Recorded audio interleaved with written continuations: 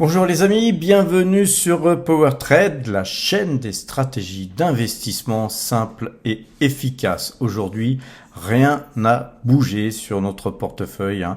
On n'a ni acheté ni vendu, hein, donc tout est en jaune. Nous avons un résultat depuis le début de l'année de plus 70 081 euros de gains depuis le 1er janvier 2024. Depuis cette date, en gros, c'est 6,18% de gains que nous avons fait. Alors, allons voir le CAC 40. Vous voyez que le CAC 40, on était dans une symétrie. On avait tout ce qui était sur la gauche de ce train blanc qui se répliquait comme dans un miroir. Et que là, aujourd'hui, on a eu peut-être un petit stop. On est toujours dans cette situation où que ce point-là, peut-être correspond-il à ce point-là, et puis qu'on pourrait voir toute cette partie dévalée se redessiner ici et revenir toucher la zone des 6800. Je n'en sais rien. En tout cas, faut être prudent, les amis. C'est une première chose. La deuxième chose, c'est que pour l'instant, nos algorithmes sont toujours acheteurs, et donc nous, quand nos algorithmes sont acheteurs, eh bien on est acheteur, on est têtu, on ne cherche qu'à travailler qu'avec des choses qui fonctionnent et pas forcément des idées préconçues qu'on pourrait avoir et de se dire voilà, c'est là que le marché va aller et il n'ira pas ailleurs. Eh bien le marché il fait ce qu'il veut.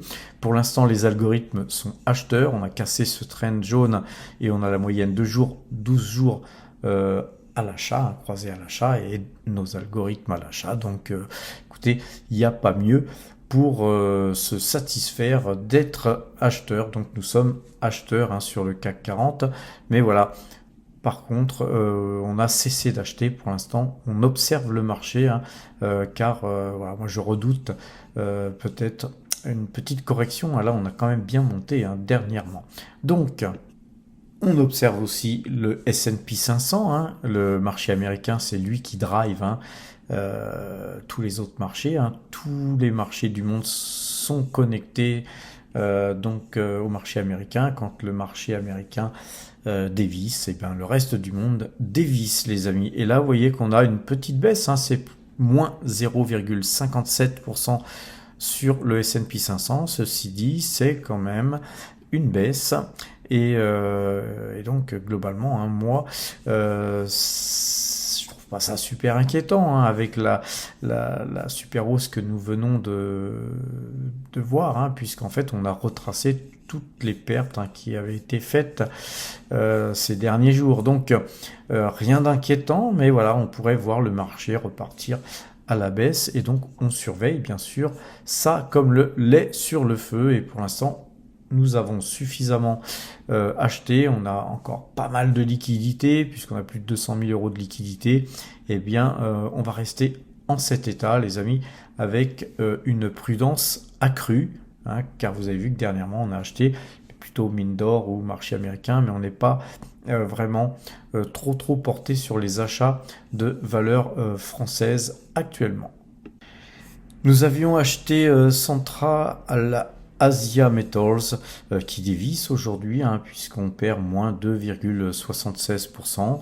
Voilà, on est toujours dans une configuration baissière sur le long terme, et par contre on est toujours dans cette petite jambe là. Va-t-on casser ce trend? Nous, c'est ce qu'on espérait en ayant acheté cette valeur sur un croisement de moyenne mobile 2 jours, 12 jours. Donc c'est une petite ligne, couteau dans la plaie, on conservera.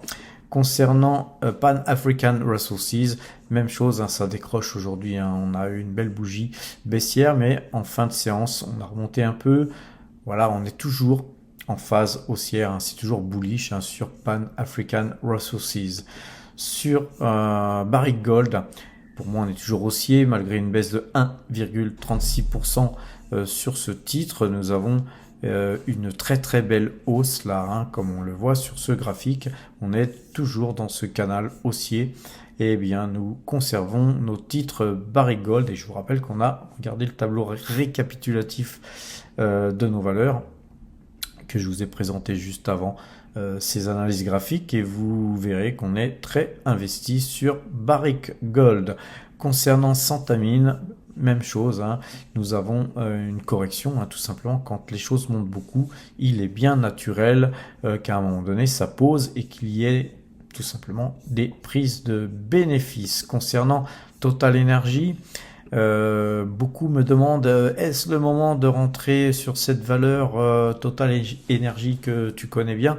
Oui, je connais très bien cette valeur, c'est ma plus grosse pause et c'est la valeur sur laquelle j'ai fait le plus de pognon dans toute ma vie, les amis, et donc évidemment que je la connais bien, mais on a beau bien connaître une valeur, eh bien, malheureusement, ça ne nous permet pas non plus de déterminer quels seront les cours à l'avenir. Donc si je savais où seront les cours demain, après-demain et voire le mois prochain sur Total Energy, effectivement que je prendrais position.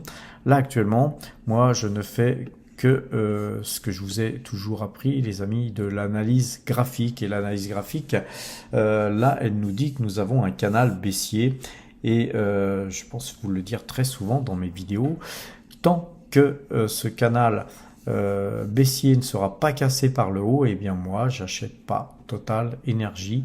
Voilà, j'affectionne toujours autant cette valeur, sauf que là actuellement la psychologie du marché fait qu'on voit que personne n'a envie d'acheter Total Energy, et quand personne n'a envie d'acheter Total Energy, et bien elle baisse car il y a toujours des vendeurs sur le marché, et s'il y a plus de vendeurs que d'acheteurs, et bien les cours ne font que baisser. C'est tout simplement logique, mathématique. Concernant SO, très forte baisse, 3,59% de baisse, mais SO est une valeur qui a tendance à faire toujours des journées très fortement haussières ou très fortement baissières. Donc ceux qui font du trading intraday se régalent là-dessus, car on peut rentrer et sortir dans la journée. Mais moi, je l'ai fait, mais c'est pas ma tasse de thé. Je préfère moi investir sur du moyen long terme, surtout sur du moyen terme. Et en swing trading, on peut dire que sur SO, il n'y a rien à faire, on est toujours dans un canal baissier comme Total Energy, sauf qu'on est beaucoup plus bas du haut du canal que Total Energy. On va revenir sur Total Energy, vous voyez que sur Total Energy on n'est pas loin de casser, il suffirait de 2 ou 3 bougies haussières pour péter tout ça, alors que sur SO on est dans un canal et ça peut durer assez longtemps, tout en revenant sur les cours d'aujourd'hui. Donc pourquoi acheter pareil SO tout de suite alors qu'on est dans un canal baissier? Moi j'en vois pas l'utilité. Concernant NJ par contre, on est à contrario sur un canal haussier. J'aime bien ce petit canal haussier. On a la moyenne 2 jours 12 jours qui est bien acheteuse depuis pas mal de temps. Et voilà, moi je reste positif sur NJ. Concernant DNO ASA, on a un décrochage là, donc voilà, on n'achète plus la valeur. Là, on avait un signal d'achat. Si vous avez acheté sur cette bougie là, si vous avez des gains, mettez un stop ou surveillez les cours. Moi j'aime pas placer les stops dans la plateforme. Je préfère surveiller mes cours et me mettre un stop dans la tête. Et quand vous mettez une alerte, vous pouvez mettre des alertes. Vous voyez ici il y a un endroit où vous pouvez mettre des alertes sur TradingView.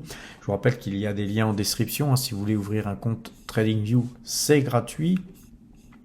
Sauf si vous voulez mettre beaucoup de paramètres, comme moi je le fais avec des moyennes, des paramètres, des indicateurs beaucoup plus avancés et nombreux surtout, puisque je crois que vous avez le droit jusqu'à 3 indicateurs.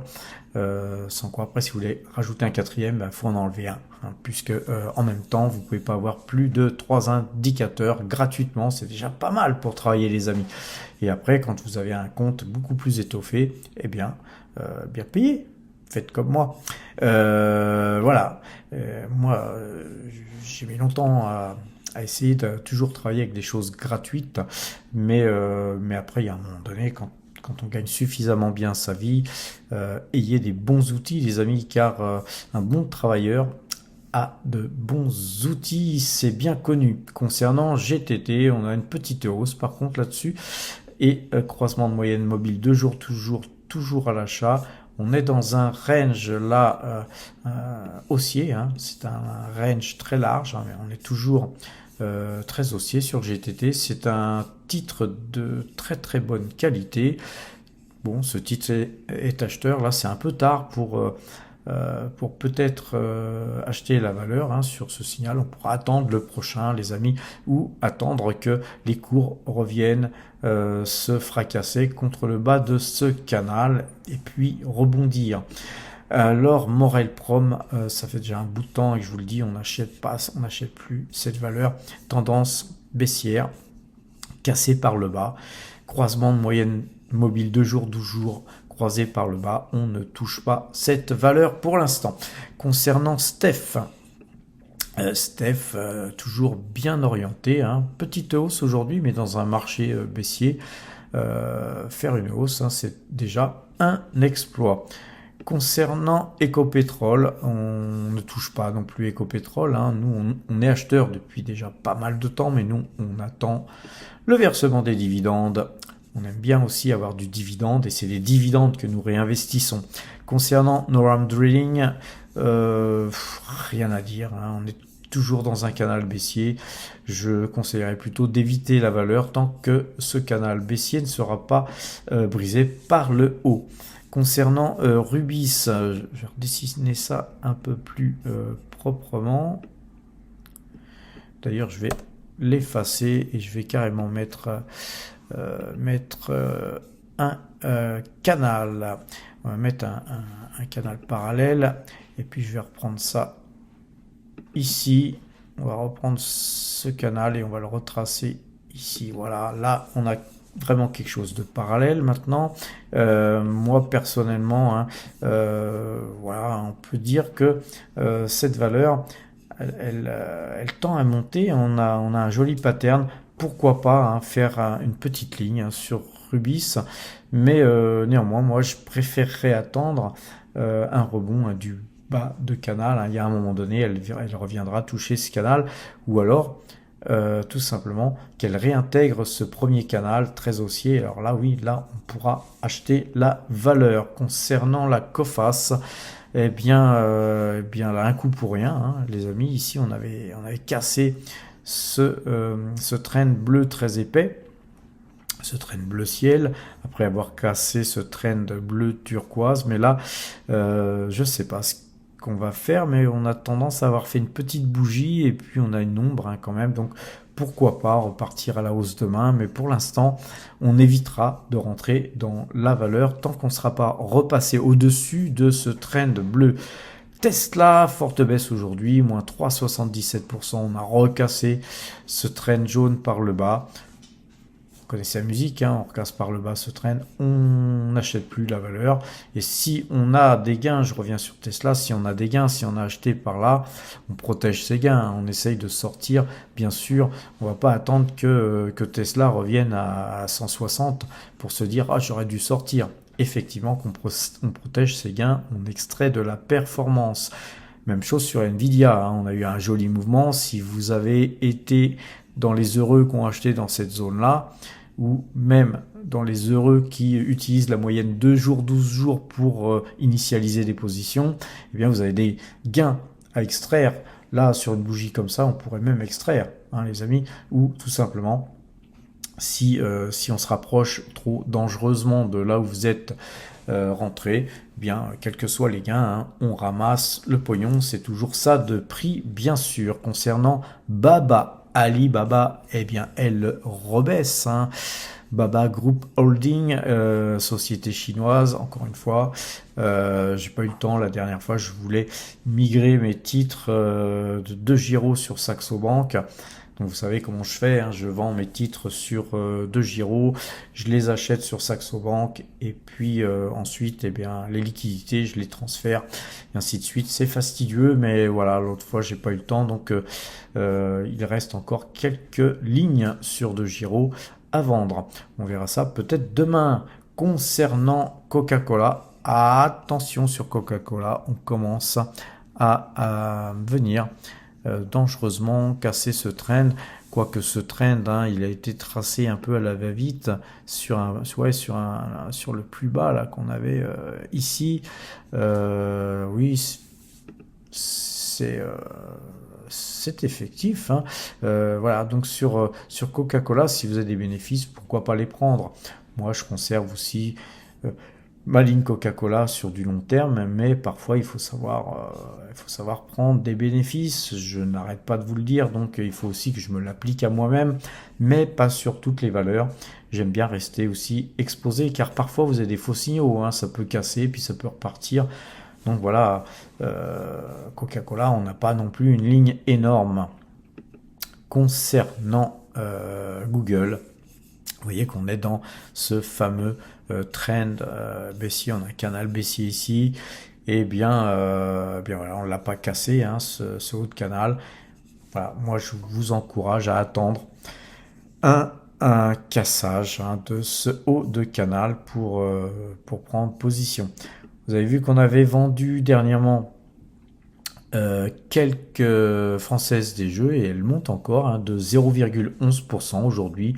C'est pas une grosse hausse, hein, mais quand on regarde, c'était Dassault Systèmes, voilà, elle est là, et bien elle fait peu ou prou la même chose. Donc que nous soyons sur Dassault Systèmes ou sur la Française des Jeux, là pour l'instant, on n'a pas de différence de hausse sur le titre que nous avons vendu par rapport au titre que nous avons acheté, hein, rien de spécial. Concernant MPC Container Ship, on a, voilà, je vous l'ai dit, hein, une latéralisation ici, on a une sorte de fanion, c'est quelque chose qui peut nous emmener beaucoup plus loin. Donc on peut rester ici très longtemps. Ce qu'on va attendre, hein, c'est que ça casse soit par le haut, soit par le bas. C'est une valeur qui verse un très gros dividende, donc on conservera bien sûr notre ligne nous concernant. Quoi vous dire, les amis? On va regarder L'Oréal, ça fait un petit bout de temps qu'on ne l'a pas regardé. Elle rebondit bien, hein, sur ce trend qu'elle n'a même pas touché, hein. On va monter un peu, vous voyez qu'on n'a même pas touché ce trend, elle rebondit bien. Voilà, si moi j'avais pas du L'Oréal en portefeuille, eh bien j'aurais bien fait un petit achat aujourd'hui. Quoi vous dire? On m'avait demandé, je crois, d'analyser un petit peu Pernod Ricard, hein. C'est vrai que ça fait longtemps qu'on la regarde pas, mais que voulez-vous, je vous dis sur Pernod Ricard, nous avons beaucoup acheté la valeur. Vous voyez que tout ça, ce sont des achats, toutes ces flèches, on a fait feu de tout bois sur cette valeur, et puis elle a pas arrêté de baisser. Donc bien sûr, nous, on arrête d'acheter cette valeur, car on ne souhaite pas non plus être trop chargé sur cette belle valeur, même si c'est une très belle valeur. Tout simplement parce que on fait du money management, les amis, hein. Trop s'exposer sur une valeur qui baisse comme ça, c'est dangereux. Elle remontera, j'en suis quasiment persuadé, mais qui sait, on ne sait jamais.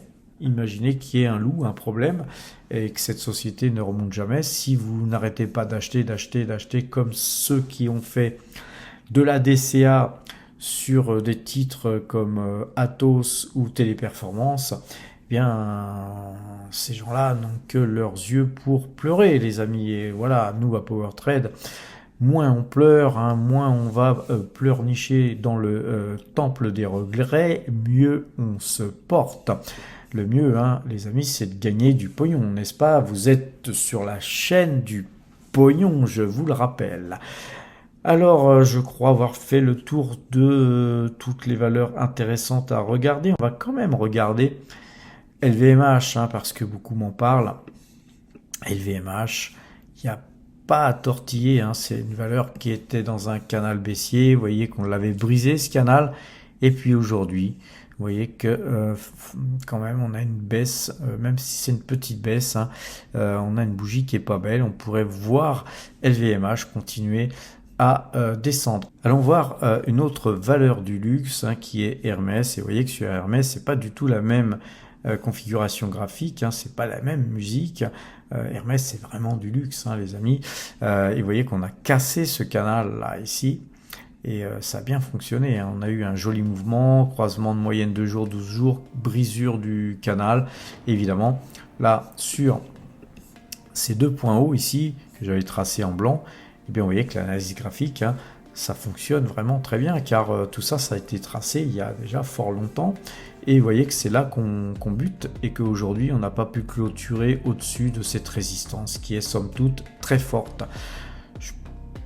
J'aurais tendance à penser que nous allons avoir des prises de bénéfices, hein, vu le mouvement de hausse que nous avons eu sur Hermès, mais c'est une action étonnante, hein, les amis, qui mérite toujours, hein, de figurer en fond de portefeuille. En tout cas, voilà, nous on a extrait de la performance à 1119,50. Voilà, on est à 1199. Préférerais, hein, voir nous personnellement Hermès redescendre beaucoup plus bas pour la rechoper. Si elle continue de monter, bah écoutez, ça fera partie des moments à passer au temple des regrets, les amis. Et puis en plus, il ne faut pas regretter, car il y a tellement d'investissements intéressants à faire, il y a tellement de valeurs sur lesquelles on peut investir et gagner un max de pognon. Voilà les amis, sur donc cette note positive Hermès, je vais vous abandonner là. Je vous souhaite une bonne fin de soirée, portez-vous bien et à demain.